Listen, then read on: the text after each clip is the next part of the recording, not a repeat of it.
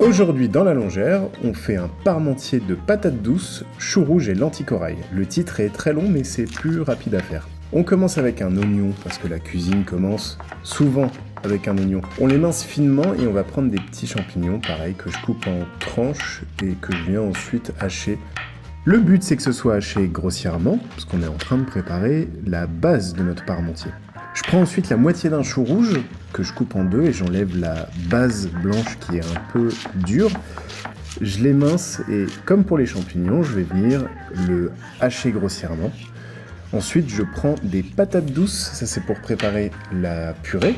Je prends 2 patates douces que je pèle, que je lave et que je coupe grossièrement. Je réserve de côté et je fais pareil avec 2 grosses pommes de terre. Ça va cuire dans une grosse casserole d'eau bouillante que j'aurai bien salée. Et vous n'êtes pas obligé de renverser la moitié de l'eau comme moi quand vous versez les pommes de terre et les patates douces à cuire. Vous mettez ça quelques minutes. Ensuite, on prend une poêle dans laquelle on vient mettre un petit peu d'huile d'olive. On va faire revenir l'oignon avec les champignons. On sale et on poivre. Il faut que ça dégorge un petit peu d'eau. Ensuite, on rajoute le chou rouge et on va venir faire cuire ça quelques minutes. On va mouiller avec un petit peu de vin blanc. Si vous n'en avez pas, prenez de l'eau, ça marche aussi très bien. Et ensuite, je viens ajouter un verre de lentilles corail avec 2 verres d'eau.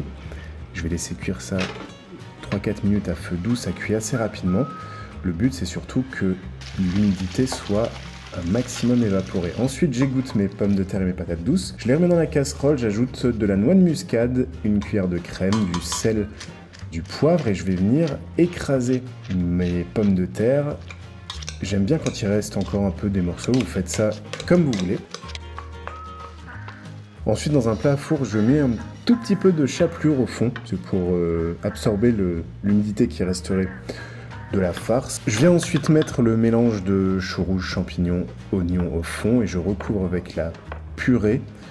Là, c'est vraiment de l'assemblage tout bête et je fais une petite déco années 90 sur le dessus avec une fourchette. Je remets un petit peu de chapelure et de fromage râpé et ça part au four à 200 degrés pendant environ 30 à 40 minutes. Vous sortez quand c'est bien grillé, de toute façon tout est déjà cuit, donc c'est juste histoire de faire griller le tout. J'ai servi ça avec une petite salade et c'était pas mal et c'est végétarien en plus, alors bon appétit!